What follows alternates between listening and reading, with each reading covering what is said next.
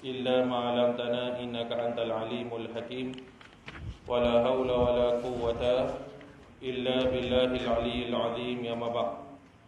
Alhamdulillah, syukur kepada Allah Subhanahu wa taala dapat saya sampai pada hari ini di sini.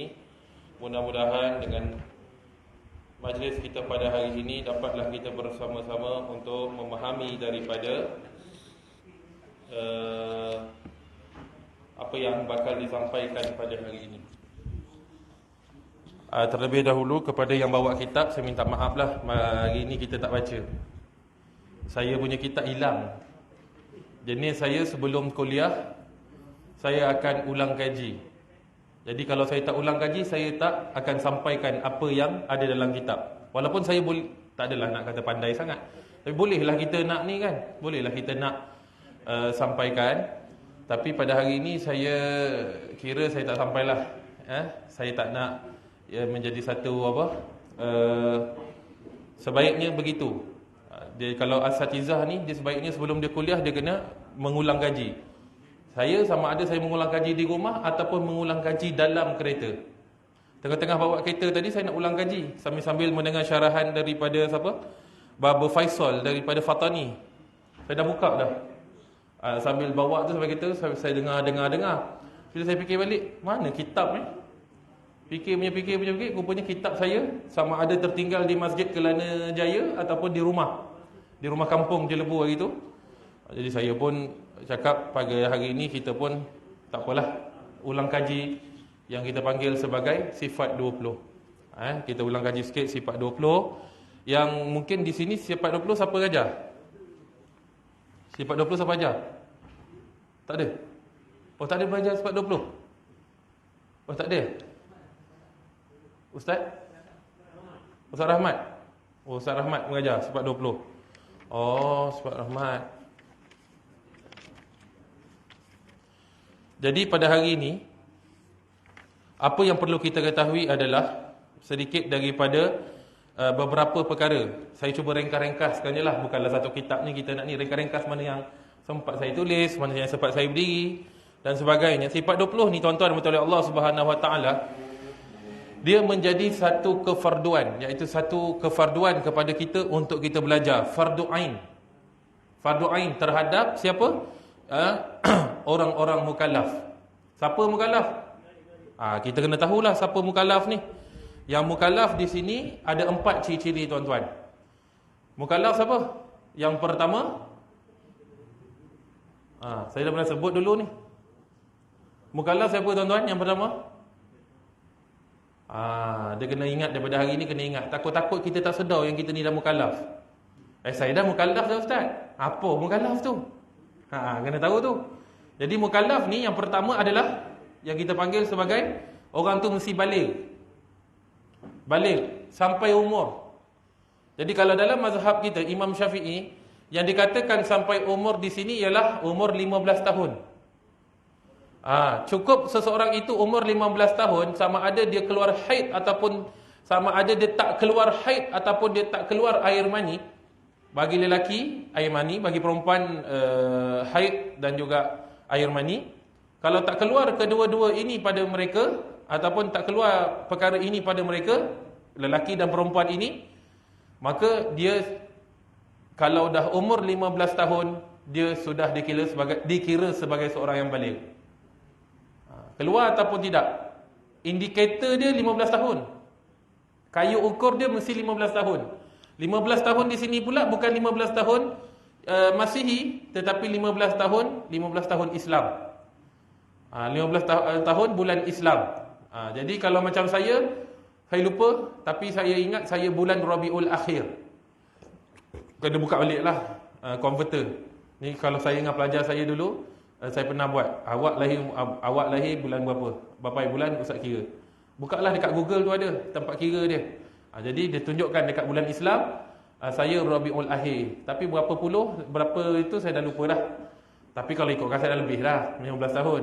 Jadi kalau macam-macam mereka-mereka tu saya kira kan, awak belum 15 lagi, yang ni dah 15 dan sebagainya. Bulan Islam tuan-tuan, bulan Islam, peredaran bulan Islam ataupun kita panggil sebagai Qamariyah. Ingat tu, Qamariah. Bulan Islam, Qamariah. Kalau bulan Masihi, kita panggil, bukan dia tak ikut peredaran bulan, tetapi dia mengikut peredaran matahari. Dia mengikut peredaran matahari. Jadi kalau siapa yang sambut hari jadi itu, hari jadi Masihi lah selalunya. Hari jadi tahun 2023. Macam saya lambat lagi bulan 11. Kalau macam-macam kawan-kawan kita ni, mungkinlah ayah-ayah adalah yang dekat-dekat ni kan. Itu kalau kita yang selalu kita sambut tu, kita tarikh lahir dalam IC kita tu, itu tarikh lahir bulan Masihi. Tetapi tarikh lahir bulan Qamariah adalah kena mengikut kepada bulan Qamariah kita lah, bulan Islam kita. Berapa Muharram ke, berapa Rabiul Akhir ke dan sebagainya. Okey? Selesai. Dia ikut peredaran bulan.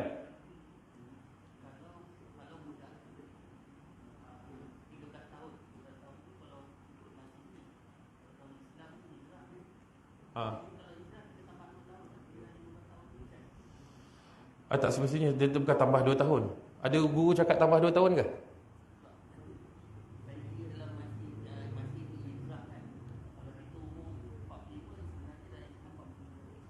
Tak semestinya 47. Dia bukan genap 2 tahun. Dia akan kurang sikit. Dia 1 tahun lebih sikit je. Dia takkan tambah 2 tahun. Sebab tu saya cakap, ada guru cakap 2 tahun ke? Kalau cakap 2 tahun, pelik lah. Kan? Kena tengok. Dia kalau 13, selalunya dia 14 setengah macam tu lah. Dia takkan pergi kepada 15. Dia kena check balik. Kena check balik lah. Jadi kalau macam contoh, seseorang itu, ini kereta dia sekarang, saya cakap kayu ukur dia 15 tahun. Tak keluar mani ke, tak keluar haid ke, bagi lelaki dan perempuan ni, dia tetap dikira sebagai seorang yang sudah baligh. Seorang yang baligh. Jadi kalau kita nak tengok di sini, indikator dia 15 tahun. Berapa ramai orang yang tak datang kat surau ni? Tantah mereka belum baligh lagi lah. Kita rasa je lah. Agak-agak je lah kan, belum baligh lagi agaknya tu. 15 tahun indikator. Ustaz, saya belum keluar mani lagi, Ustaz. Saya belum keluar haid lagi. Sebab tu tak datang ke surau dan masjid. Mungkin dia tak sampai matan dia tu. Tamamu 15, iaitu sempurna 15 tahun. Sempurna 15 tahun ke atas dia.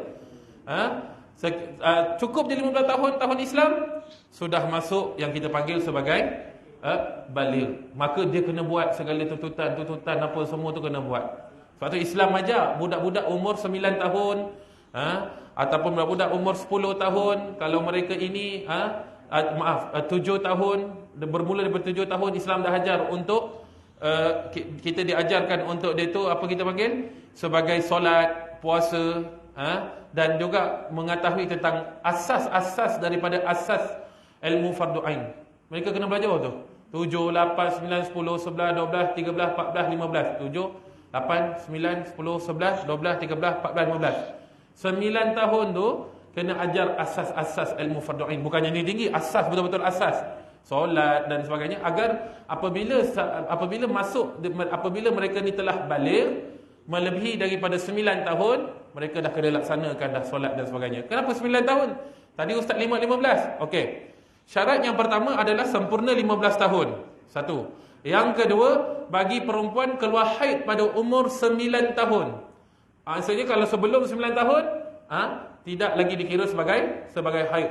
Kalau selepas 9 tahun, sudah dikira dengan namanya haid. Okey, selesai, faham. Yang ketiga, keluarnya air mani ataupun mimpi basah lah. Mimpi basah ke apa ke, bagi lelaki dan perempuan pada umur 9 tahun. Jadi yang paling awal sekali adalah 9 tahun. Tapi bila dia tengok 9 pun tak keluar, 10 pun tak keluar lagi, 11 pun tak keluar lagi, 12, 13, 14 tak keluar lagi, 15 pun tak keluar lagi. Maka apa tadi kayu ukur dia? 15 tahun. Ayah-ayah, ibu-ibu kena tahu ni. Tapi macam nenek-nenek atau atuk dah ni ada lagi budak-budak. Bolehlah dia tahu. Kan? Kena bagi tahu. Kalau tak bagi tahu, dia tak tahu. Saya cakap terang je, kalau yang anak yatim yang nama dia Faiz, yang selalu juga dulu saya bawa sini tu, saya tanya dia, start dia umur 12 tahun, saya tanya, dah? Belum? Dah bagi tahu ya? Dah bagi tahu nak buat apa? Dah bagi tahu nak ajar mandi wajib lah. Nak bagi tahu dia, pesan dekat dia, awak ni dah balik, apa yang sepatutnya awak kena buat, awak tak boleh tinggalkan benda-benda, kena bagi tahu. Begitu juga dengan anak perempuan. Kalau ayah ni, dia kena tahu. Tapi kalau lah mungkin malu ke apa, mak lah. Kan, serahkanlah sikit kepada mak. Kena tahulah, kena bagi tahu. Macam mana cara nak basuh, cuci, bersihkan, buang. Kena ada perasaan malu dah. Tak boleh itu, tak boleh. Kena bagi tahu dekat anak-anak tu. Tapi bila kita cerita tentang tauhid, apabila seseorang itu sudah balik, maka menjadi tuntutan wajib ke atas diri dia, bukan orang lain, diri dia individu, untuk belajar ilmu tauhid. Tapi macam saya cakap tadilah, dulu-dululah ilmu fardu ain ni ada 3. Ilmu fiqh, tasawuf dan juga tauhid. 3 ilmu ni mesti belajar sebelum meninggal dunia. Kalau tak belajar, maka berdosalah. Solatlah macam mana pun, zakatlah macam mana pun. Ni haji, mungkin kali ni haji kali ketiga dia pergi ke. Tak tahu, banyak duit kan, pergi swasta punya. Swasta 60,000 kalau tak salah saya. Tu tahun lepas lah. Kalau yang sekarang tak tahu lah berapa puluh ribu pula kan. Tapi duit banyak, mungkin kali ketiga, kali keempat dia pergi. Apa nak buat? Tapi belajar tak nak, ilmu tak nak, beramal je, tak boleh juga. Tapi ada orang ada ilmu, tak nak beramal pula. Tu dalam kitab Ayyuhal Walad yang kita selalu baca tu. Pesanan Imam Ghazali. Yang terbaik adalah ilmu dan amal mesti seiring. Okey. Jadi mukallaf ni 4 syarat dia. Yang pertama dia mesti baligh. Baligh ni tuan-tuan faham kayu ukur paling tinggi umur dia ialah 15 tahun. Seawal air mani dan haid keluar adalah 9 tahun. Jadi selepas 9 tahun dia keluar, bila-bila sudah dikira baligh. Okey, itu kesimpulan dia. Yang kedua adalah berakal. Yang kedua berakal. Lawan bagi berakal ni kalau nak faham senang, bagi lawan dia adalah orang gila. Orang gila tuan-tuan paksa datang ke surau, mahunya datang ke surau. Datang ke surau, dia buat kacau sekejap lagi kan. Kan? Orang gila tuan-tuan jangan buat pasal. Dia datang sekejap lagi dia buat kacau. Tapi kalau dia datang, dia tenang, tak apalah, mungkin sebab dia makan ubat kan. Maka buat penenang lah. Dia duduk dan diam kan, dia faham, tak ada kacau kita belajar macam biasa, okeylah. Tapi kalau kita paksa dia untuk faham, paksa dia untuk belajar, tak payah, tak boleh, dia dah gila. Yang berakal ni akal yang sihat. Sempurna macam kita ni, akal yang boleh berfikir dan sebagainya. Yang waras lah kita panggil. Senang cerita, waras, akal yang waras. Jadi kalau kita buat kesimpulan, nampaknya ramai yang gila ni. Tak apalah, kita sangka baik. Sangka baik, mereka sibuklah. Selalunya kadang-kadang kita kena faham lah. Mungkin aktiviti seharian yang memenatkan dan sebagainya. Okey, balik yang pertama, kedua adalah berakal, lawannya adalah gila. Okey. Yang ketiga adalah apa? Sampai seruan Islam kepada dia. Kalau tak sampai seruan Islam, tak wajib dia belajar ilmu fardu ain ni. Tak wajib dia belajar ilmu fardu ain ni, dia tak wajib. Jadi yang wajibnya ialah apa? Yang wajibnya ialah bila dia yang kita panggil sebagai sampai seruan Islam kepada diri dia. Itu kena faham tuan-tuan. Ada ke ustaz tempat yang tak sampai seruan Islam? Kata guru saya lah.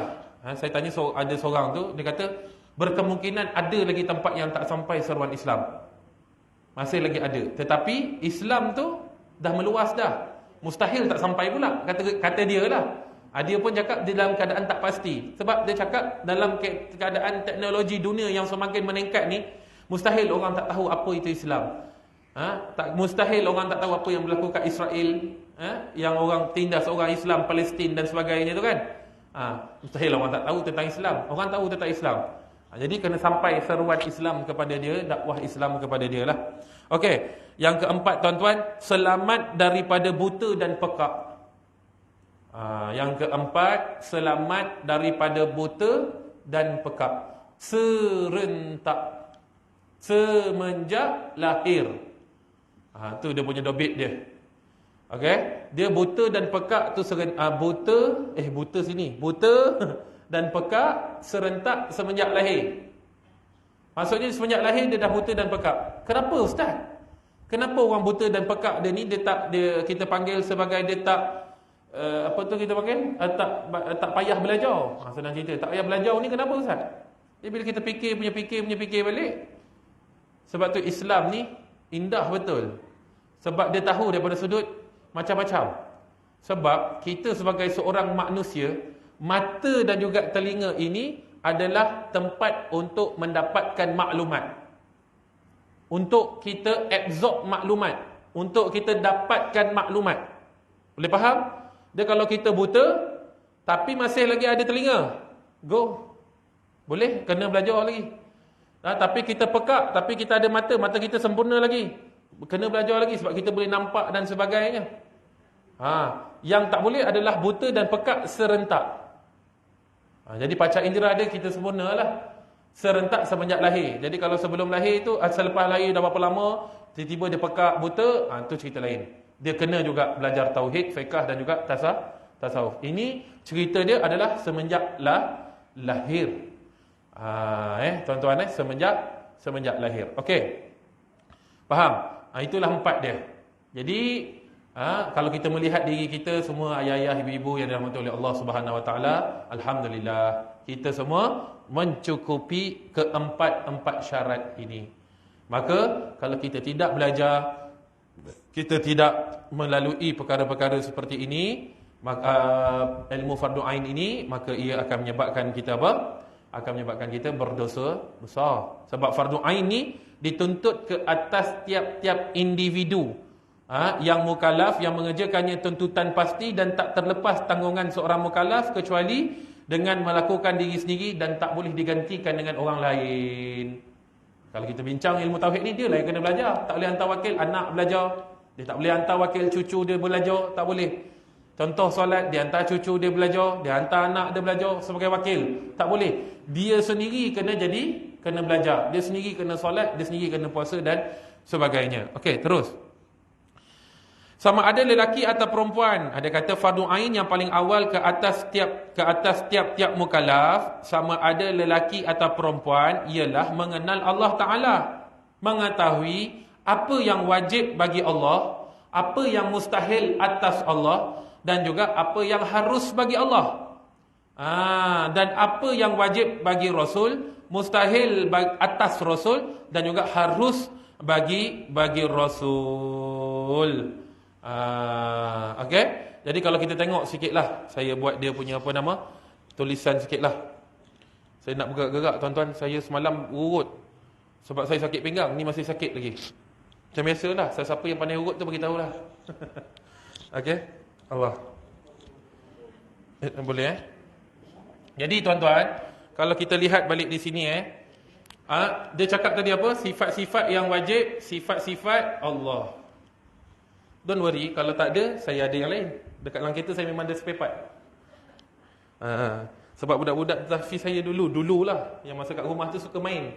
Jadi sekejap habis. Jadi saya beli spare part terus dekat dalam kereta. So kalau surau ni pun banyak yang main, habis. Saya jangan risau, saya ada dekat kereta. Aduh, hai.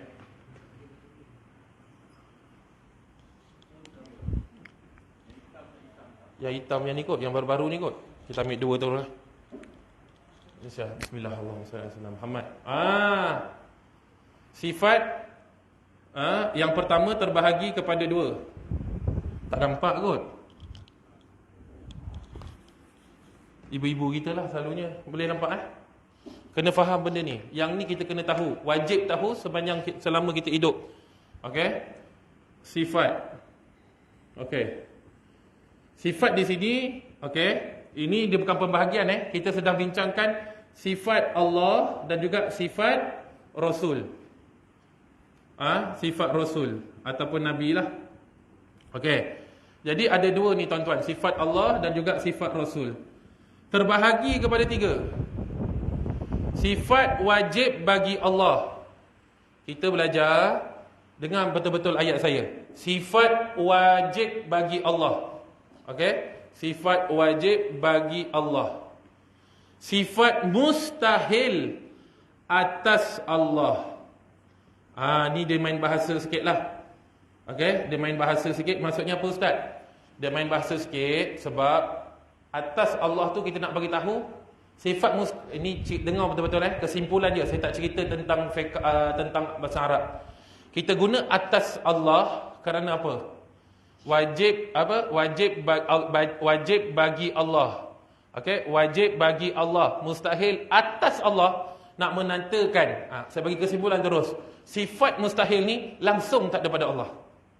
Langsung tak daripada Allah. Sebab tu guna perkataan atas. Tapi kalau kita guna bagi mustahil bagi Allah, boleh-boleh saja. Tapi yang ni perkataan yang lebih tepat menurut daripada sebahagian para ulama. Tapi kalau kita buka buku lain, tiba-tiba buku lain kata bagi mustahil bagi Allah, Tok Guru ni tak alim ni. Tak. Dua-dua pakai. Cuma kita nak pakai yang lebih tepat. Nak bagi faham, langsung tidak dikenakan ke atas Allah akan sifat ini. Yang seterusnya adalah harus. Harus bagi kalau harus bagi Allah sebab dia dinisbah kepada Allah. Okey, harus bagi Allah. Dia baca macam ni, wajib bagi Allah, mustahil atas Allah, harus bagi Allah. Sama juga dengan Rasul, dengan para Rasul dan Nabi. Okey, ni saya ringkaskan saja.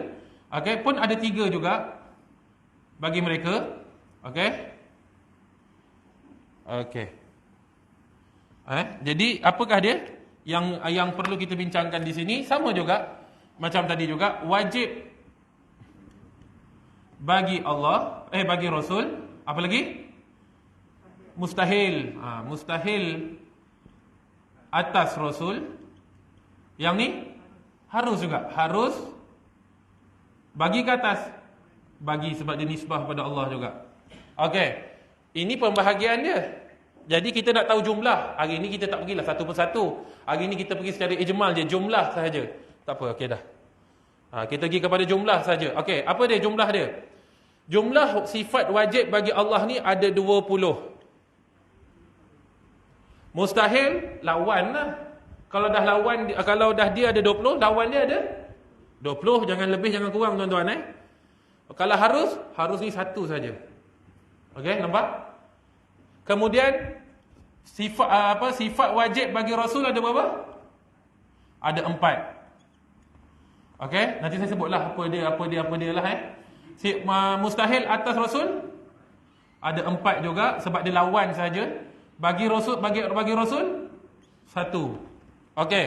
Sekarang jom kita menambah bersama-sama. 20 tambah 20 tambah 1 41. 4 tambah 4 tambah 1 9. Maka jawapan dia ada berapa tuan-tuan? 50. Sifat 50 yang kita panggil sebagai aqaidul iman. Aqaidul iman yang nak tak nak mesti dipelajari oleh kita sekalian muslimin dan muslimat yang mukallaf. Ni seberingkas sekejap lagi saya nak tulis yang lain. Kalau siapa-siapa yang nak takat gambar ke apa ke, tulis ke, boleh tulis. Okey. Jadi di sini tuan-tuan, kalau kita tengok di sini kita tengok dulu dia kata apa. Jadi mengenal Allah Ta'ala dengan mengetahui apa yang wajib. Wajib ada 20. Apa yang mustahil ada 20. Apa yang harus bagi Allah. Okey. Dia kata di sini, hendaklah diingatkan bahawa adalah tidak dituntut sama sekali untuk mengetahui hakikat zat Allah Ta'ala. Kerana perkara yang baharu tidak mungkin mengenal hakikat Allah yang qadim. Maka kita kena faham satu benda di sini. Benda yang paling orang kata apa? Paling penting agar kita faham sungguh apa? Selama ni yang kita belajar sifat 20 ni, nak kena faham. Ni, kita belajar sifat. Ni saya putarkan banyak kali ni. Kita belajar sifat Allah. Sifat yang ada pada zat Allah. Kena faham? Lepas ni kalau orang tanya Haji, aku dengar malam tadi Ustaz Akmal mengajar sifat 20. Zat Allah macam mana? Kalau orang tanya, kami belajar sifat, kau pun sebut sifat. Kami tak belajar tentang zat. Takkan kau belajar banyak-banyak, kau tak tahu zat Allah? Ya, memang zat Allah kita takkan tahu. Yang kita tahu di sekarang, yang ulama susun berdasarkan dalil akli dan juga naqli, adalah sifat Allah sahaja. Zat Allah dalam kitab Faridatul Faraid dan sekalian para ulama mengatakan kita tidak boleh tahu hakikat zat Allah macam mana. Yang kita tahu hakikat zat Allah Subhanahu wa taala adalah laisa kamitslihi syai'un. Allah ni bahasa mudah saya lah nak bagi faham terus mafhum dia. Allah tak sama dengan sesuatu pun, yakni tak sama langsung dengan makhluk dia. Tu kena faham. Faham lah? Kita bersilat dalam ni dengan lidah saya, mereka bersilat di luar sana. Okey? Jadi macam tu. Jadi kita belajar sifat selama ni. Jadi kita tak belajar tentang zat. Jadi mudah. Kalaulah tuan-tuan masuk mana-mana tarikat, tiba-tiba dia kata ada member lah, jom kita belajar tentang hakikat zat Allah. Okey lagi. Nampak macam okey lagi. Kita tanya dia, hakikat zat Allah, maksudnya kita kena tahu zat Allah ni macam mana. Allah ni tarikat ni je belajar, tarikat lain tak belajar. Tak payahlah ikut tuan-tuan, itu memang sah-sah sosek. Sebab kita memang takkan tahu hakikat zat Allah Subhanahu Wa Taala. Takkan tahu. Kena ingat, sebab yang selama ni kita belajar hanyalah sifat bagi Allah Subhanahu Wa Taala. Dalam bahasa mudah dia, senang je.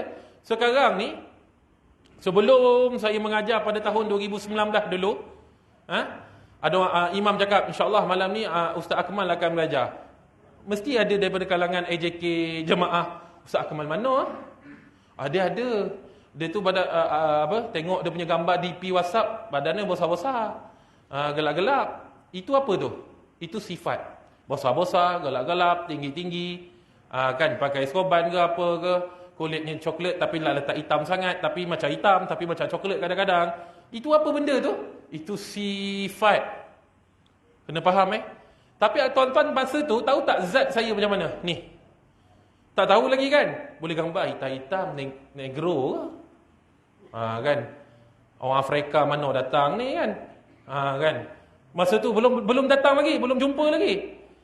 Dia kata tinggi-tinggi, tinggi mana pula tu kan? Tuan-tuan tahu tak zat saya pada waktu tu, tahu tak? Melainkan imam lah, imam pasal dah tengok gambar. Yang tak tengok gambar saya lagi waktu tu. Tahu tak hakikat zat saya? Hakikat saya yang macam ni. Tahu tak? Tak tahu. Setelah jumpa baru tahu. Mudah-mudahan kita semua nanti dapat melihat akan zat Allah dan juga sifat ma'ani Allah Subhanahu Wa Taala di akhirat kelak. Amin. Amin ya rabbal alamin. Baru kita tahu hakikat zat Allah tu macam mana. Kalau tak tahulah kita dah. Jadi 50 ni yang kita belajar ni, tapi dalam apa nama kita panggil, dalam pendapat yang lain yang betul, dia bukan setakat 50, ada yang 62, 63. Tu kita tak bincang lah. Kita yang penting biar asas pergi dulu. Lepas tu baru pergi yang lain-lain. Okey, selesai yang ni. Jadi berapa tuan-tuan? 50 aqaidul iman. Aqaidul iman ni apa maksud dia Ustaz? Simpulan iman. Okey, simpulan iman. Okey. Kemudian, dan apa yang wajib, mustahil dan harus bagi para rasul. Imam Sanusi dalam kitab dia Matan Umul Barahin, wa yajibu ala kulli mukallifin syar'an ay ya'rifa ma yajibu fi haqqi maulana jalla wa azza wa ma yastahilu wa ma yajuzu wa kadza yajibu alaihi ay ya'rifa mithla dhalika fi haqqi rusuli alaihimus salatu wassalam. Dan telah wajiblah atas tiap-tiap orang yang mukallaf secara syarak bahawa yang mengenallah oleh ia barang yang telah wajiblah oleh ia pada hak Allah Subhanahu Wa Taala. Apa yang wajib pada hak Allah Subhanahu Wa Taala, wa ma yastahilu, dan apa yang apa yang mustahil atas Allah Subhanahu Wa Taala, wa ma yajuzu, dan apa yang telah diharuskan oleh Allah Subhanahu Wa Taala. Maka Imam Sanusi menyebutkan dalam kitab dia, wajib ke atas mukallaf. Mukallaf ni siapa? 4 syarat tu tadi. Okey, sebab tu dia kena ada rentetan baru kita faham. Mukallaf kita dah selesai. Okey. Daripada sudut syarak adalah mengetahui apa yang wajib, mustahil dan harus bagi Allah Subhanahu Wa Taala. So 41 tu lah.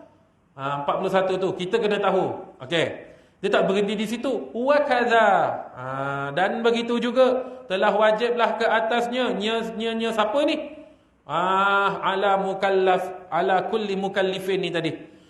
Dia balik kepada mukallaf tu tadi. Untuk apa? Dia untuk mengetahui seperti itu juga. Ayya'rifa mithla dzalika. Maksudnya, apa benda yang dia kena tahu tu? Fi haqqir rusuli. Pada hak, iaitu haknya para rasul. Asal perkataan rasulun. Tapi bila dia jadi jamak, rusul. Rasilam, rusulun. Jadi, maksudnya para rasul lah. Bukan satu rasul, semua rasul. Okey? Iaitu kita mengetahui apa? Apa yang wajib, apa yang mustahil, apa yang harus. Itulah dia 9. Maka jumlah dia adalah 50. Okey? Tuan-tuan faham sampai sini? Faham sampai sini? Selesai Ini saya ringkas ni. Tuan-tuan untung ni. Untung besar. Sebab selalunya kalau ni satu kelas, satu ni pun tak habis lagi. Tapi saya ringkaskan dengan bahasa yang lebih mudah sekali. Okey. Itu kita bincangkan sekarang adalah kita bincangkan apa? Kita membincangkan tentang sifat yang ada pada Allah dan juga sifat yang ada pada Rasul. Dan sekarang kita nak berpindah kepada yang seterusnya. Okey, kita nak bincangkan tentang sifat Allah Subhanahu wa taala. Kalau tuan-tuan tak dapat boleh tengok dekat dalam audio kuliah. Insya-Allah. Dalam audio kuliah ada rakaman insya-Allah. Okey tuan-tuan iklan sikit. Okey. Apa tadi? Okey. Sekarang ni sifat Allah. Bila kita cek balik, okey, tak payah pergi. Kita sebut tentang sifat. Betul? Sifat. Jadi sifat Allah Subhanahu wa taala ni tadi ni yang kita sedang bincang ni tadi ni, sifat wajib bagi Allah taala apa semua benda ni. Jadi sifat ni tuan-tuan di dalam Al-Quran terbahagi kepada 2 bahagian. Boleh faham? Sifat yang kita bincangkan ni. Dan di mana satu kejap lagi ni Kang, yang sering kali kita bincangkan tapi disering salah fahamkan oleh kebanyakan orang lah. Okey, terbahagi kepada sifat Allah ni tadi, okey, terbahagi kepada 2. Yang pertama adalah sifatuz zat. Yang kedua adalah sifatul af'al. Okey, sifatul af'al. Yang ni yang Wahabi tak faham ni. Siapa tak faham dia Wahabi? Tak adalah. Gurau Tapi inilah dia yang dia tak faham ni. Sebab dia akan bawa kepada kita, habis tu Asmaul Husna tu bukan sifat Allah ke? Kenapa kita belajar 20 je? Pening kepala kita tak? Bila tiba-tiba dia kata Asmaul Husna tu bukan sifat juga ke? Macam mana tuan-tuan? Jadi pada malam ni tuan-tuan kena tahulah, sifat Allah ni dalam Al-Quran dan hadis terbahagi kepada 2. Sifatul zat dan juga sifatul af'al. Okey, sifatul zat ini ataupun kita panggil sebagai sifat zat. Ia adalah sifat yang ada pada zat Allah Subhanahu wa taala. Okey, sifat yang ada pada Allah taala. Sifat yang ada pada zat Allah taala. Ni saya labelkanlah. Kena faham sungguh-sungguh ni. Sifat ni dia ada pada Allah Ta'ala. Dalam bahasa yang mudah dia ialah apa? Inilah yang kita bincangkan selama ni dalam pengajian Tauhid sifat 20. Bukan yang ini. Okey, kita tengok sifatul af'al nanti lebih faham. Dia kata apa? Sifatul af'al ini adalah sifat-sifat perbuatan. Af'al ni apa? Af'al ni dalam bahasa Melayu dia perbuatan lah. Jadi di sini saya dah translate kan. Sifat-sifat perbuatan Allah Subhanahu wa taala. Okey. Jadi sifat-sifat perbuatan. Nampak sekarang saya dah label, saya dah garis 2 kan. Jadi apa yang perlu kita faham di sini ialah yang kita belajar selama ni, yang sifat 20 wujud, qidam, baqa' sampailah kaunuhu mutakaliman, inilah cerita dia. Saya tulis siap-siap. Sifat 20. Inilah sifat 20. Sifat 20. Okey. Kemudian yang kalau kita nak ringkaskan lagi di sini ialah apa? Yang ni selalunya kaitan dia dari mana? Selalunya kaitan dia dari mana? Dalam asma, selalunya dalam Asmaul Husna. Yang Ar-Rahmanur Rahim, Al-Malikul Quddus Salam sampai As-Sabur. Tu kan 99 nama Allah. Okey. 99 nama Allah tu antaranya lah. Okey, yang kita bincangkan selalu dalam sifatul af'al ni Asmaul Husna. Okey, yang ni lah sifat 20. Sebab tu jangan tertukar. Sifat yang ada pada Allah Subhanahu Wa Taala yang dibincangkan dalam Al-Quran dan hadis terbahagi kepada dua. Jadi yang kita selalu bincang dalam tauhid, yang memang bukan selalu, memang kita bincang dalam tauhid adalah sifat 20, sifat yang ada pada zat Allah. Yang ni sifatul af'al yang ada, yang mungkin Ar-Razzaq, Al-Mumit, Ar-Razzaq yang memberi rezeki, yang Mumit yang mematikan. Itu semua dalam ni, dalam sifatul af'al itu adalah perbuatan Allah. Allah mematikan, Al-Muhyi, Allah menghidupkan, itu sifat perbuatan Allah. Allah memberi rezeki, perbuatan Allah. Dan kesemuanya yang ni tadi ni dia hanya di bawah satu sifat saja. Dia hanya di bawah satu sifat saja. Sifat apa? Sifat Qudrah. Tu kena faham tu. Dia hanya ada pada bawah satu sifat, iaitu sifat Qudrah, iradah, ilmu dan hayah lah. Okay? Cuma senang kita sebut kat sini adalah Qudrah Allah. Sebab Allah nak menjadikan sesuatu, nak memberikan ke nak menghidupkan dengan sifat Qudrah Allah. Tetapi selalunya dia akan muafakat dengan iradah, dan juga mestilah dengan ilmu Allah, dan juga mestilah dengan sifat hayah Allah. Okey, tapi kita faham yang ni dulu pun tak apa. Allah nak memberi sesuatu tu semuanya dengan Qudrah Allah. Jadi Qudrah ni dekat mana? Dekat dalam sifat 20 ni lah. Dia dalam sifat 20 ni. Jadi kena faham. Sekali lagi saya ulang. Sifat-sifat Allah yang berada di dalam Al-Quran dan hadis terbahagi kepada dua. Sifatul zat, sifat yang ada pada zat Allah Ta'ala. Yang kedua adalah sifatul af'al, sifat-sifat perbuatan Allah Subhanahu wa Ta'ala. Sifat-sifat yang berkaitan dengan perbuatan Allah. Jadi yang kita bincang dalam ilmu tauhid adalah sifatul zat, bukan sifatul af'al. Saya ulang, yang kita bincang dalam ilmu tauhid adalah sifatul zat, bukan sifatul af'al. Bukan Asmaul Husna tu. Sebab Asmaul Husna tu dia ada di dalam sifat Qudrah, yang mana berkaitan dengan sifat-sifat perbuatan Allah Subhanahu wa Ta'ala. Boleh faham tuan-tuan dia sebab dia berkaitan, dan contoh dia berada di dalam Asmaul Husna. Jadi apa saja yang contoh di dalam Asmaul Husna, di antara yang saya sebut tadi apa? Ar-Razzaq, Al-Mumit, semuanya berada di bawah Qudrah Allah Subhanahu wa Ta'ala. Lepas tu ini perbincangan dia dalam sifat 20. Yang ketiga di sini, sifat tu zat ini adalah syartul uluhiyah, atau dalam bahasa Melayu dia syarat ketuhanan. Okey? Syarat ketuhanan, ketuhanan. Okey? Jadi syarat ketuhanan di sini, syarat mutlak ketuhanan Allah Subhanahu wa Ta'ala. Senang cerita bagi mudah, nak jadi Tuhan kena ada syarat ni. Nak jadi Tuhan kena ada sifat tu zat. Dia kena ada sifat 20 ni lah. Kalau tak ada, jangan berangan jadi Tuhan. Jadi tuan-tuan, tu penting belajar tauhid. Tiba-tiba kalau ada orang mengaku jadi Tuhan, kita dah tahu dah, dia ada tak sifat wujud? Ada. Tapi wujud dia tak sama macam wujud Allah. Wujud dia wujud aridi, ataupun wujud majazi. Tapi wujud Allah adalah wujud hakiki. Nak jadi Tuhan, kena wujud hakiki. Wujud yang tak ada permulaan dan juga tak ada pengakhiran. Itu syarat nak jadi Tuhan. Tiba-tiba mengaku jadi Tuhan, tiba-tiba dah meninggal dunia dah. Itu Tuhan. Tuhan boleh meninggal dunia. Kalau Tuhan mati, bermaksud Tuhan tu lemah. Sebab tu sifat yang ada pada Allah adalah sifat hayah, sifat perhidup. Sifat yang ada pada Allah sifat perhidup. Maksudnya Allah ni hidup, perhidup. Disebabkan hayah yang ada pada Allah ni tak sama dengan hayah yang ada pada kita. Kita ni hidup dengan roh. Kita hidup dengan roh.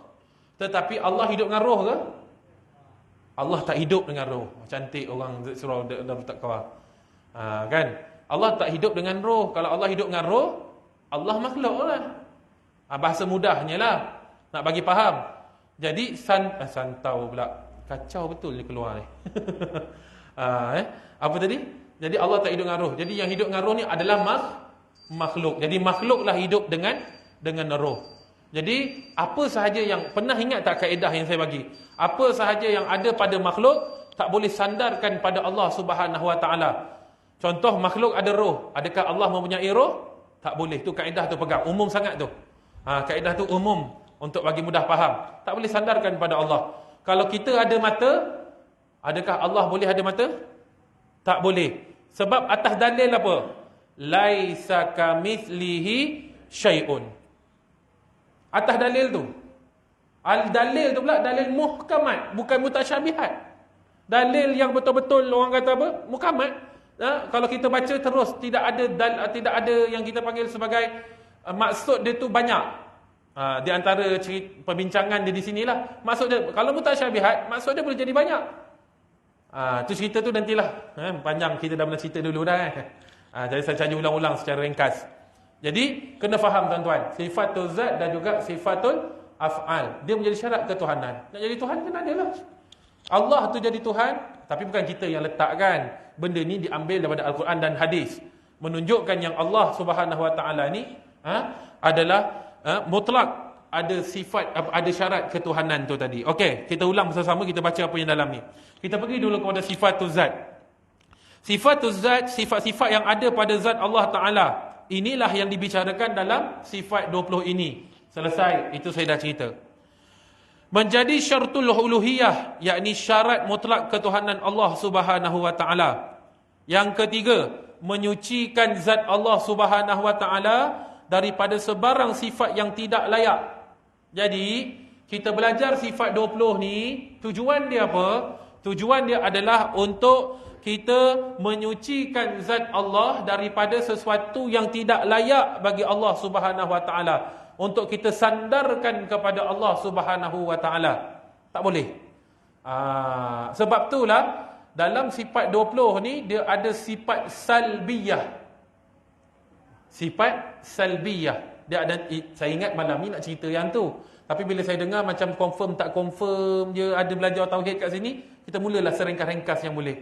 Kan? Sifat salbiyah. Sifat salbiyah ni dia ibarat macam panglima tuan-tuan. Panglima perang, apa saja yang tak layak bagi Allah, dia akan defend Allah. Jadi lebih kurang gitu nak bagi faham lah, dia defend lah. Kan? Jadi kalau sifat 20 ni tadi, Allahumma salli ala sayyidina Muhammad wa ala ali sayyidina Muhammad, sifat 20 ni tadi, dia kita ada satu dalam tu sifat salbiyah. Apa sahaja yang tak layak bagi Allah, dialah yang akan mempertahankan Allah Subhanahu Wa Ta'ala. Okey? Kemudian contoh dia qadim, baqa dan sebagainya. Sifatul af'al, sifat-sifat yang berkaitan dengan perbuatan Allah. Saya dah cerita kat depan. Contoh ni tengok Ar-Razzaq, yang memberi rezeki. Al-Mu'ti, yang maha mengurniakan pemberian. Al-Muhyi, yang maha menghidupkan. Al-Mumit, yang maha mematikan. Al-Khaliq, yang maha menjadikan, dan lain-lain. Terkadang dia boleh berlawanan.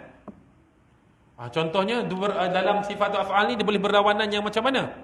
Yang menunjukkan kehebatan dan keagungan Allah kerana mampu menciptakan dua perkara yang berlawanan. Contoh hebatnya Allah ni dalam sifatul af'al, Al-Muhyi, yang maha menghidupkan. Apa lawan bagi Al-Muhyi?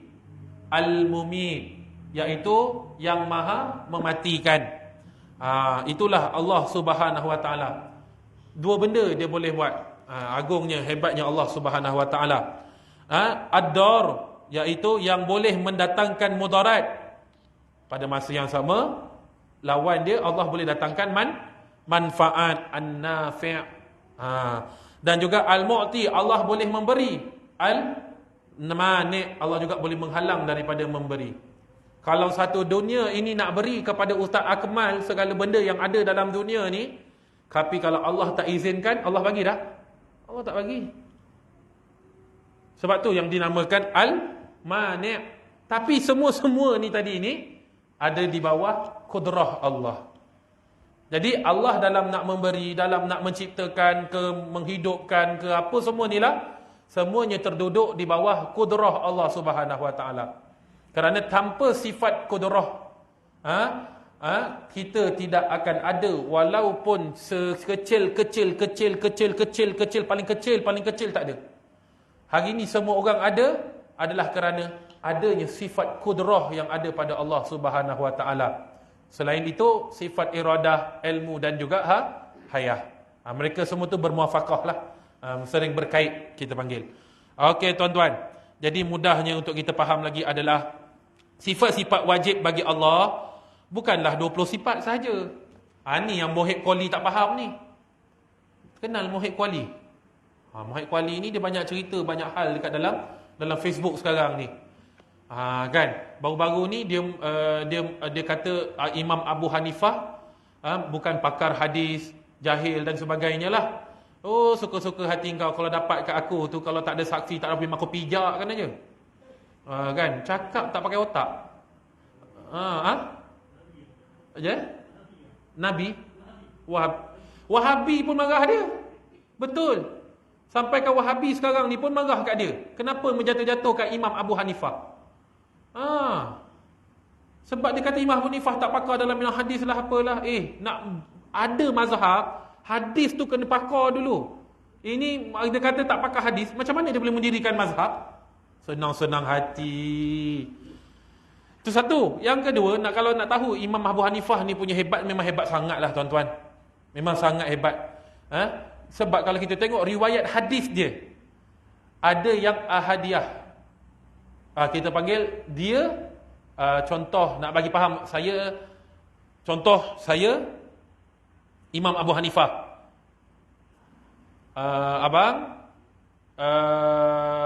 Sahabat Nabi SAW. Abang pernah jumpa Rasulullah. Ni ceritalah nak bagi faham, bila nampak depan mata baru faham kan. Jadi abang pernah jumpa Rasulullah. Rasulullah pernah cerita kat hadis kepada abang. Abang sampaikan pada saya. Di antara saya dengan Nabi tadi ada berapa orang? Seorang saja tuan-tuan. Bukannya biasa-biasa tu. Imam Abu Hanifah tu, dia boleh dapat riwayat yang macam tu. Tahap tu orang kata bukan alim lagi. Dan banyak juga yang kita panggil saniat, iaitu saya Abu Hanifah, abang dapat daripada abang belakang, ini zaman Rasulullah cerita dia. Jumpa dengan Rasulullah, dengar hadis daripada Rasulullah. Ini bukan mimpi-mimpi. Ini contoh kalau kita hidup zaman Rasulullah lah. Jadi abang pernah dengar Rasulullah kata apa? Abang bagi tahu dekat anak murid abang. Dia bagi tahu dekat saya sebagai anak murid. Saya Abu Hanifah. Jadi dua orang engkau. Imam Abu Hanifah. Betul cakap bukan main-main Imam Abu Hanifah ni. Nak mendirikan mazhab, mestilah mujtahid yang besar tu, mujtahid. Zaman ni mana ada mujtahid melainkan mujtahid mufti sahaja. Satu kita kena pegang mufti betul-betul. Mufti kali ni kalau dapat pada orang yang salah, habislah. Kalau dapat pada orang, sebab tak ada mufti lagi kan. Jadi saya boleh cakap lah. Jadi kalau lah dengan kebijaksanaan yang dipertua kita memilih mufti yang betul, alhamdulillah terjagalah ahli sunnah wal jamaah dengan baik dan sebagainya. Saya dengar saya tak dengar siapa lagi. Jadi wallahu alam, saya berlepas diri, saya bukan komen siapa-siapa ya. Saya cuma cakap mufti Negeri Sembilan sekarang masih lagi tidak ada. Kalau nanti dipilih, mudah-mudahan Allah gerakkan hati yang dipertua, pilih orang yang betul-betul boleh jaga ahli sunnah wal jamaah. Tapi kalaulah atas kehendak Allah, kita tak tahu atas kehendak Allah, atas kudrah Allah, orang yang jadi mufti itu rupanya dia Wahabi berbajukan Sufi, pakai baju Sufi, cakap macam Sufi, tapi pada hakikatnya dia Wahabi. Boleh tak? Boleh berlaku tak? Boleh berlaku. Saya tak komen siapa-siapa tuan-tuan Ada kalau tuan-tuan ada dalam kotak, ustaz komen orang tu ke? Wallahu alam. Contoh saja. Ni saya cakap contoh saja Maka bahaya tak? Bahaya tuan-tuan. Bahaya pada kita punya mufti kita, bahaya pada fatwa kita, bahaya pada fatwa-fatwa yang akan datang, kerana kita nak berpegang kepada dia. Boleh faham Kita nak berpegang kepada dia sebab kita mustafti, kita orang yang ambil fatwa. Contoh, apa hukum ini nak korban kan? Contoh korban lah. Ustaz, apa contoh hukum korban bagi orang yang tidak apakah contoh kita buat korban bagi orang yang telah meninggal dunia? Contoh, ayah saya baru saja meninggal dunia pada Jumaat lepas. Jadi ayah saya tak pernah bagi wasiat, tak pernah cakap apa-apa dengan saya. Walaupun saya balik kadang-kadang pun dia tak ada cakap apa-apa ke, nak wasiat-wasiat apa-apa ke. Okey? Ayah saya tapi saya nak buat untuk ayah saya. Boleh ke tidak? Boleh ke tidak? Kalau saya dengar cakap tuan-tuan, habislah saya. Siapa yang perlu tak, ini bukan mengecilkan. Tuan-tuan tak hukum. Tapi kalau yang lebih pasti lagi, kita nak tahu siapa? Mufti. Jadi saya yang duduk atas meja ni kena bercakap atas dasar apa yang mufti cakap. Tu yang saya tanda tangan, tu yang dapat tauliah tu. Kalau saya berbeza dengan mufti, habislah. Tak boleh. Tarik balik tauliah tuan-tuan. Penat pergi naik turun lagi tu ambil tauliah, tiba-tiba kena tarik balik.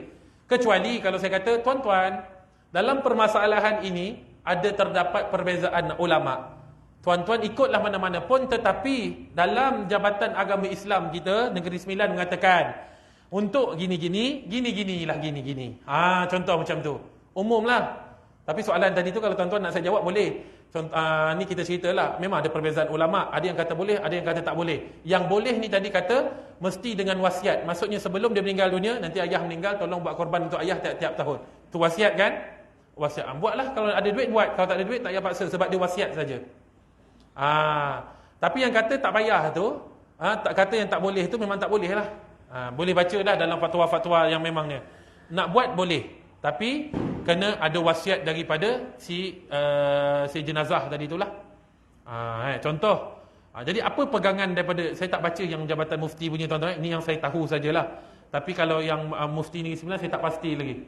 Jadi selalunya kalau orang tanya kepada saya, orang tu adalah orang Negeri Sembilan, saya akan buka rujukan fatwa pada Negeri Sembilan lah.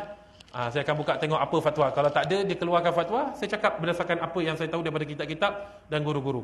Tapi kalau saya tak nak berbeza lah, senang nanti orang cakap, ni Ustaz Akmal kata begini, ni Ustaz ni kata begini. Saya lebih suka bagi tahu semua pendapat, apa yang ditetapkan oleh pandangan mujtahid. Saya kata sekarang mufti saja. Sebab tu mufti kena orang betul-betul tuan-tuan. Kalau tak habislah macam sebuah negara yang di utopia saja. Kan di utopia sebenarnya saya tahu kan. Yang ada Wahabi dan sebagainya, bahayalah, sebab boleh buat yang mana-mana. Habislah kita. Sekejap semulih yang ni mazhab lain, yang ni niat lain, ni buat lain, yang ni cara lain. Payah, tak boleh. Sebab satu keterhalangan seseorang dalam melaksanakan ibadah, ketika itu boleh mengikut mazhab lain, tapi kena minta dulu petunjuk daripada para ustaz dan juga mufti. Biarlah mereka yang mengeluarkan pandangan-pandangan tersebut. Jangan kita buat pandai-pandai, sekarang ni boleh lagi. Padahal dalam mazhab kita masih lagi ada pendapat-pendapat yang boleh kita ikuti. Ingat tu tuan-tuan. Itu benda yang paling tuan-tuan kena ingat. Sebab tu kena tanya orang alim. Saya sendiri saya tak tahu, saya tanya je orang alim. Masih ada lagi tak pendapat dalam mazhab Syafi'i? Tak ada, baru taklid mazhab yang lain. Tu saja, tak ada masalah. Cuma sekali kita boleh buat. Cuma bila kita ikut mazhab lain, kita kena ikut daripada awal sampai ke sudah. Itu pernah saya cerita dulu kan. Contoh puasa, kalau kita pada hari tersebut kita terlupa daripada apa? Niat. Mazhab Imam Malik kata apa? Puasa setahun cukup, sebulan cukup, dah cukup kan?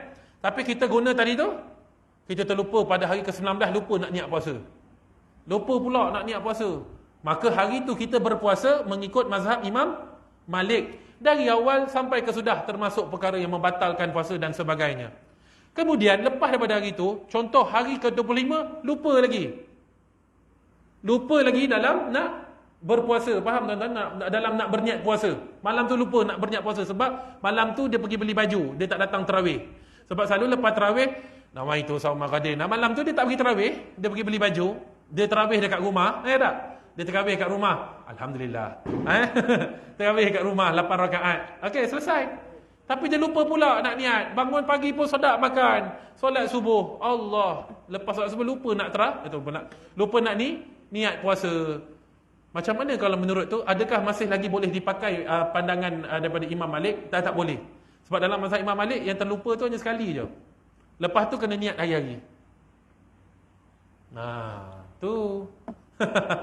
Lepas kita cuba kita boleh sekali je. Lepas tu kita kena niat selalu dalam mazhab kita. Lepas tu kena niat hari-hari. Tu tuan-tuan kena faham yang tu. Itu gambar yang tak menerangkan lah. Jadi saya pun di antara yang tak pandai sangat, tapi saya dengar daripada bapa-bapa benda ni perlu untuk diterangkan supaya orang pada hari itu dia puasa dengan baik sekali lah. Okey, tuan-tuan, boleh faham yang tu. Jadi sekarang ni kita ada mujtahid mufti sahaja. Jadi nak jadi mufti ni pun bukan senang-senang. Kena pemilihan, kena tengok apa semua, kena faham daripada sudut mazhab. Kalau mazhab kat sini mazhab Syafi'i, dia kena tahu. Paling tak pun dia kena tahu 3 mazhab, 2 mazhab, agar dia boleh tahu untuk kalau orang datang kat dia, orang nak ambil fatwa daripada dia, kalau orang tu dia tengok tak mampu, dia kena tukar kepada mazhab lain. Tapi dia boleh pakai kat seorang tu je lah. Kecuali fatwa-fatwa yang telah digazetkan untuk semua, tu kena semualah boleh dapat, semua boleh buat lah. Kalau tak boleh lah. Contoh bayar zakat. Bayar zakat. Tak ada pula kita bawa kambing ke? Ada? Bawa kambing pula. Yalah beras ke apa ada kita bawa? Tak ada lah kan. Kita bayar pakai duit kan? Macam tu lah. Kebanyakan orang sekarang ni pun zakat bayar dengan saya. Atas dasar daripada bayar pada yang tu lah. Yang budak miskin yang ada saya jaga tu, dia bayar kat budak tu. Saya kata bayar je lah budak tu. Terimalah, tak ada masalah. Kan? Bayar pada saya pun, itu pun orang kata apa, ada perbezaan ulama'.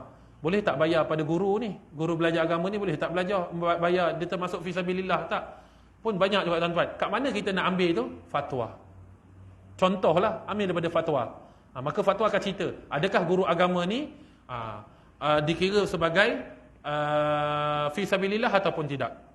Itu kena semua tu kena tengok dalam fatwa. Kalau fatwa tak cerita, tanya pada orang alim. Macam saya tak tahu. Kena tanyalah orang alim, adakah kami ni termasuk, adakah saya ni termasuk daripada kalangan fi sabilillah? Kena tengok semua benda tu tuan-tuan. Okey? Wallahu ta'ala. Okey. Adapun 20 sifat di sini last, hanyalah yang wajib diketahui beserta dengan dalil-dalilnya secara tafsil. Ia juga dipanggil sebagai ibu segala sifat-sifat kamalat, ummahatus sifat. Kenapa dipanggil ummahatus sifat? Dengan sifat ini sajalah.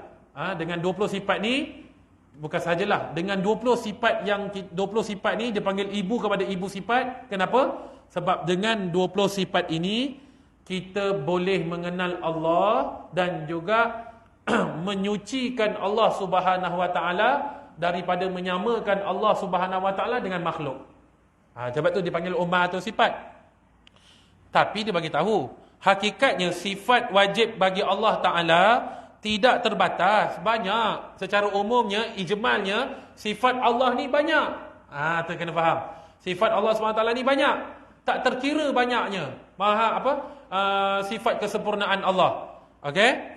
Hanya Allah sahaja yang mengetahui berapa banyak. Kita tak tahu. Okey? Ia wajib diketahui secara ijmal sahaja. Perkara ini akan dibincangkan dalam kitab ini pada masa yang akan datang.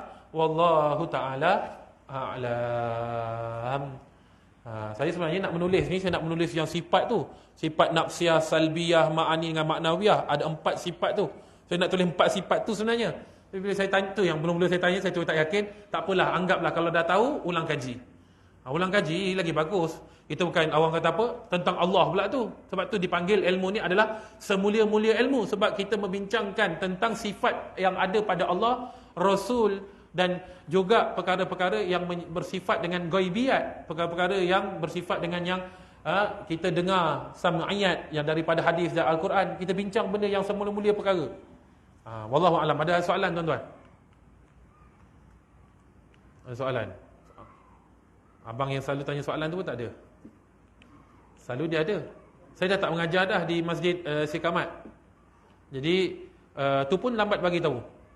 Surat pun seminggu lepas tu baru dapat. Jadi saya pun tak tahu. Jadi saya pun dapat. Jadi kalau abang tu dia tak tahu, takut-takut nanti kan setiap hari Senin minggu kedua dia pergi. Nanti bagi tahulah. Kat dia saya dah tak mengajar kat sana. Kesian kat dia. Sebab dia antara orang yang selalu ada kat situ. Soalan? Okey. Itu adalah tauhid 3 serangkai. Itu adalah yang digunakan oleh sebahagian daripada pendapat orang kata apa, sebahagian daripada orang yang mana mereka memakai tauhid uluhiyah, rububiyah dan juga asma' wa sifat. Okey, saya terangkan secara ringkas saja. Pada asalnya tak ada masalah belajar. Boleh? Pada asalnya tidak ada masalah belajar yang di atas, yang asas dia. Tapi yang menjadi masalah dia lah pada penghujung dia. Kerana dia akan menyesatkan orang, mengkafirkan orang. Itu kalau nak cerita pun ambil masa 1 jam juga. Saya ada kitab dia kalau nak cerita. Tapi umumnya begitu. Yang kita tengok kenapa tak boleh belajar tu, penghujung daripada ilmu sifat tauhid 3 ni, penghujung dia akan mengkafirkan orang. Bila kita tawasul je terus kafir. Tapi masalah dia yang lagi hebat, bila kita belajar tentang huluyah dengan rububiyah ni, Abu Jahal tu pun seiman dengan kita.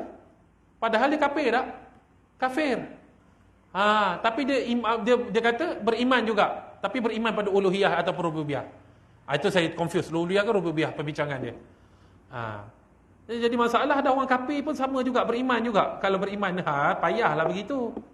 Itu semua melanggar daripada Al-Quran dan hadis.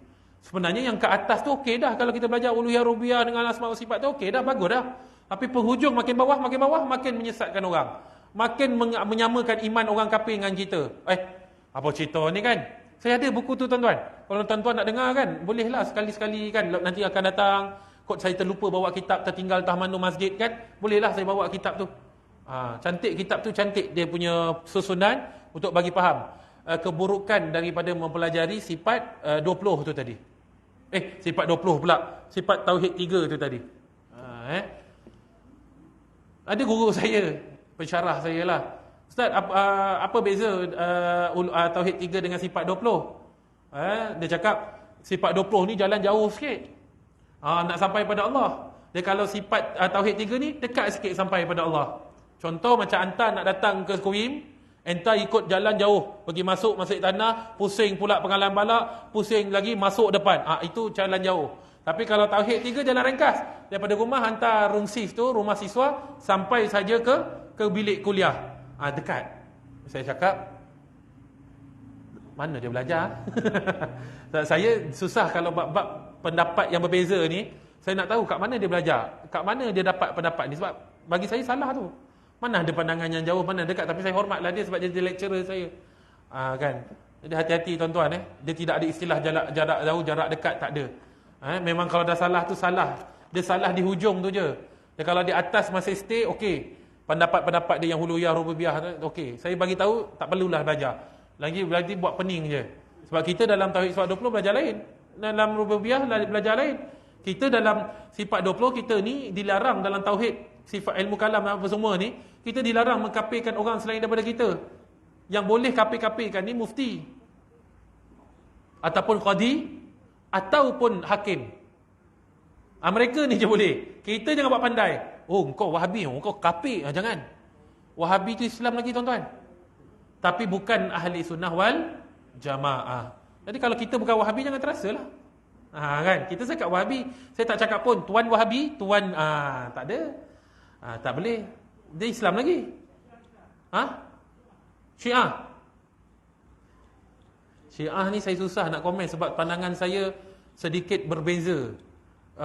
Bukan nak kata dia, kebanyakan semua bukan ahli sunnah wal jamaah. Kita sebut tu saja. Dia bukan ahli sunnah wal jamaah. Settle. Pergi haji? Dah pergi dah? Tak tahulah, dia haji tempat lain kan. Dia semayang dia tu. Tapi itulah, dia bukan, kita boleh katakan, ada yang boleh dikatakan kafir. Kalau kafir tu kita sebut secara umum lah. Tapi kalau kita lebih ulama kita ajar, sebut saja bukan ahli sunnah wal jamaah. Maksudnya dia bukan ahli sunnah wal jamaah. Sebab tu kalau kita belajar, ulama ahli sunnah wal jamaah menyatakan Allah Subhanahu wa taala bersifat dengan sifat qudrah. Kenapa sebut ulama ahli sunnah wal jamaah? Sebab ulama yang lain tak sebut benda ni. Jadi ulama lain contohnya Mu'tazilah, Syabariyah, semua tu mereka masih lagi Islam tuan-tuan. Cumanya bukan ahli sunnah wal jamaah. Itu lebih baik kita sebut. Dan saya pasti ramai orang tak setuju bila kita sebut bukan ahli sunnah wal jamaah. Sebab bagi mereka kalau dah kafir lah. Suka hati nak kafirkan orang.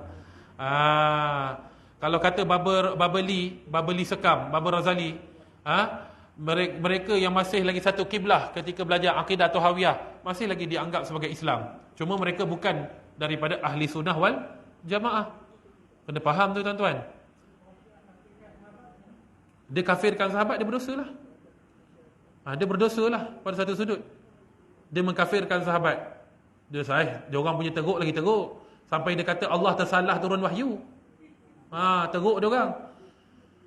Cuma yang mendekati lagi yang ni adalah satu Syiah apa nama dia? Syiah Zaidiyah ke apa? Bukan. Saya lupa nama satu Syiah tu. Dia mendekati dengan ahli sunnah wal jamaah dan juga mazhab Imam Syafi'i. Dia mendekati saja, tapi tak sama. Dia ada perbezaan lagi. Itu pun perbahasan para ulama yang dalam. Tapi pada satu sudut kita mengatakan Syiah, Mu'tazilah, Jabariyah, Mujassimah, apa lagi tuan-tuan, Wahabi ke apa ke, Najariyah, Jabariyah saya sebut tadi belum? Jabariyah, apa lagi? Itu semua bukan ahli sunnah wal jamaah. Bukan. Dengan makna dia bukan pemahaman ahli sunnah wal jamaah. Okey. Kristian? Kristian confirm kafir. confirm dan confirm bukan ahli sunnah wal jamaah. Okey, kena faham yang tu. Confirm bukan Islam teruslah. Bukan Islam dan bukan ahli sunnah wal jamaah. Ada lagi soalan tuan-tuan?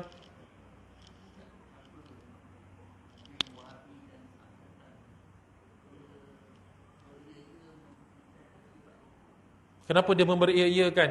Itu saya tak tahulah. Kalau dia berdalilkan kata zaman Nabi tak ada. Contoh tuan-tuan sampai kawan-kawan tuan-tuan ini soalan yang terakhir lah. Kalau ada kawan-kawan tuan-tuan tanya, kenapa nak kena belajar sifat 20? Sifat 20 tak ada pada zaman Nabi. Kenapa engkau belajar Nahu? Nahu tak ada zaman Nabi. Tak ada ilmu, dia panggil ilmu Nahu. Tak ada pula ilmu Nahu tu Nabi cakap belajarlah. Tapi percakapan Nabi itu berdasarkan daripada ilmu Nahu lah. Okey, tuan-tuan tengok sini. Dengar sini Jadi macam ni. Jadi kalau ada orang tanya kepada tuan-tuan, kenapa tak belajar sifat 20 sedangkan zaman Nabi tak ada? Dia sebenarnya ada pada zaman Nabi SAW, zaman para sahabat, tabi'in, cuma ianya disusun semula. Saya acap kali cakap, ianya disusun semula oleh siapa tuan-tuan? Oleh Al-Imam Abu Hasan Asy'ari dan juga Imam Abu Mansur Al-Maturidi. Kedua-dua imam ini duduk berlainan negara. Dan juga tak pernah berjumpa, tetapi menyusunkan ilmu ini, menyusun semula ilmu ini pada satu tempat. Kita tengok sama, walaupun ada beberapa tempat yang Imam Abu Mansur Maturidi ada tambah dari sudut pemahaman lah. Dia tambah tu kan tambah pandai-pandai, maksudnya dia keluarkan lagi penceritaan tu, dia menghuraikan lagi. Bagi Imam Abu Mansur dia menghuraikan lagi. Imam Abu Hasan Asy'ari kata cukup dah belajar 13 sifat. Sebab tapi Imam Abu Mansur kata tak, bukan dak tu kan dia kata menidakkan Imam Hasan. Ni kita kena belajar 20 sifat. Kenapa? Sebab dia menghuraikan lagi untuk bagi fahamkan lagi apakah itu sifat Allah Subhanahu wa taala. Tu. Zaman Nabi ada dah. Dia kata tak ada. Nahu pun tak ada. Sorof ada, tuan-tuan tengok. Minta maaf lah. Buka mana-mana hadis, buku hadis sahih. Ada tak Nabi cakap, kul, katakanlah, fa'alu, fa'alata, fa'alna, fa'altuma, fa'alta, fa'altuma, fa'altum, fa'alti, fa'altuma, fa'altunna, fa'altu, fa'alna. Ada? Ada tak sorof yang macam tu? Ada tak hadis yang macam tu je lah? Sebab tu, zaman tu pun tak ada. Tetapi, ilmu tu ada tak? Ilmu tu ada. Zaman, tapi pada hadis Nabi ke apa ke, memang tak diceritakan. Ada tak? Ada. Nabi sendiri cakap pun berdasarkan daripada percakapan Arab yang betul. Atau hadis-hadis Nabi tu semua ikut nahwu, ikut saraf tu. Bahkan balaghah dia, bahkan mantik dia. Oi, hebat perkataan Rasulullah ni kalau kita tengok dalam hadis Nabi SAW. Tapi ada tak benda tu dibincang-bincangkan pada zaman Nabi yang macam ni? Tidak. Benda tu memang kena belajar lah. Nak cakap Arab, kena belajar cakap Arab lah. Nak belajar soal, kena betul lah sorof dia, kena betul lah nahwu ni semua tu. Kan? Benda tu ada. Cuma dikembangkan. Orang kata dikembangkan pada zaman ni. Pada zaman mula daripada zaman Abu Hasan Asy'ari, dikembangkan apa yang betul, apa yang tak betul pada bapa tiri dia. Kan? Sebab guru dia ramai, bukan bapa tiri dia je. Jadi dia nampak benda tu, nampak kecelaruan daripada bapa tiri dia, dia susun semula, dia cerita semula apa yang betul dalam mazhab Imam Asy'ari. Dalam mazhab dia lah. Bagaimana pemahaman daripada sudut tauhid. Dia bukan tak ada pada zaman Nabi, dia ada. Cuma dia dibukukan agar ni tauhid, ni fiqh, ni tasawuf, ni nahwu, ni sorof, ni mantik, ni balaghah. Dia disusun semula saja tuan-tuan. Benda ada dah. Wallahu taala a'lam. Dengan lagi satu tuan-tuan, benda yang orang kata apa, benda yang Nabi tak buat, tak semestinya benda tu tak ada.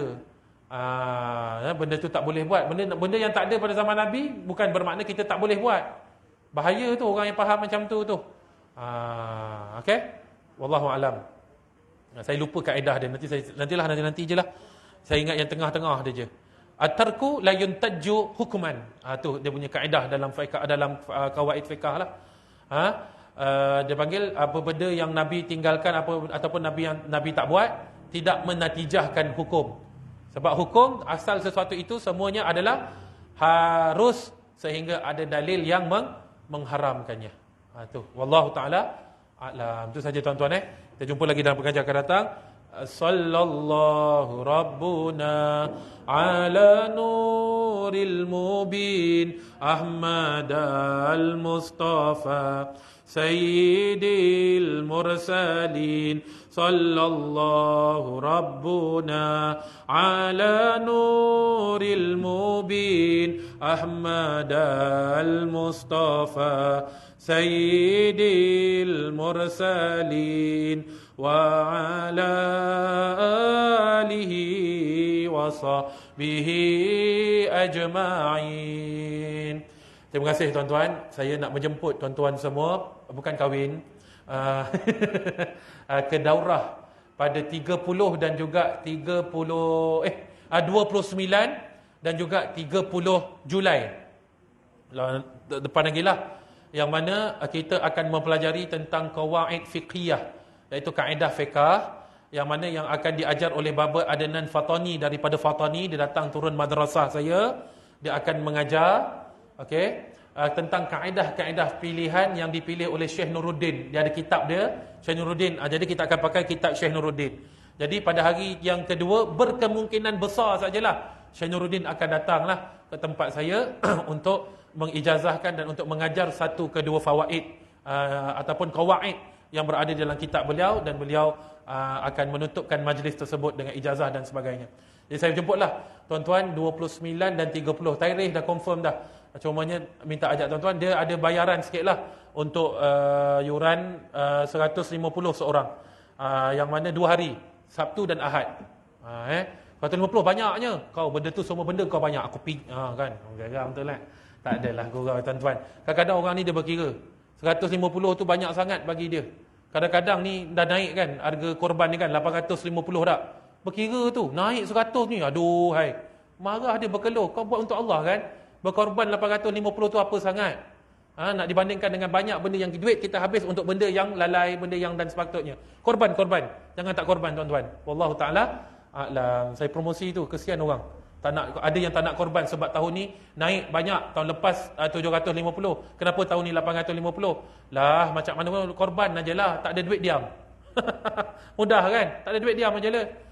Korban tuan-tuan, ada duit korban. Sebab korban ni sunat tiap-tiap tahun, bukan sekali seumur hidup. Ada orang salah faham, korban sekali seumur hidup. Faham? Ada orang salah faham, korban sekali seumur hidup. Benda ni masih lagi berlaku di kampung saya, masih lagi berlaku di tempat-tempat saya. Masih lagi orang bertanya kalau saya pergi kuliah, Ustaz, korban ni berapa lama? Sekali seumur hidup ke? Tak. Tiap-tiap tahun sunat korban, muakkad. Jadi kena faham tuan-tuan. Harap orang sini fahamlah. Jadi sebarkan benda-benda ni. Tuan tak tahun kena korban. Saya bukan nak buat korban kat sini, tak. Korban kat sini. Wallahu taala a'lam. Assalamualaikum warahmatullahi wabarakatuh.